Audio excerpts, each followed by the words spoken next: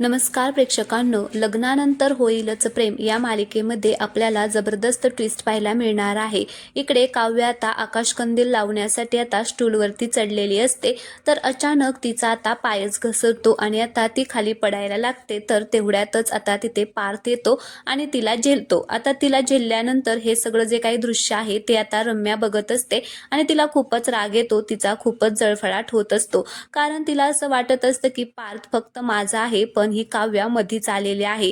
तर आता काव्याला जेव्हा पार्थ झेलतो तेव्हा ते दोघेही एकमेकांकडे बघतात आणि पार्थ आता काव्याला म्हणत असतो की प्रेमामध्ये पडायचं ते तुम्ही स्टूलवरून पडताय। आता असं म्हटल्याबरोबर काव्या आता आश्चर्यानेच पार्थकडे बघायला लागते। दोघेही आता एकमेकांच्या डोळ्यामध्ये हरवून गेलेले असतात। तर दुसरीकडे आपल्याला पाहायला भेटतं की जीवाने आता नंदिनीसाठी गजरा आणलेला असतो, पण आता तिकडून काव्य आल्यामुळे तो आता गजरा पाठीमागे लपवतो। तर आता नंदिनी तो पाहिलेला असतो, तर ती आता हसते आणि म्हणत असते की काय हो, तुम्ही माझ्यासाठी गजरा आणलाय ना, मग लपवताय कशाला? तर आता काव्या म्हणत असते की ताई, हे मात्र तू बरोबर बोलली, काही गोष्टी कितीही लपवायच्या ठरवल्या ना त्या लपून राहत नाहीत।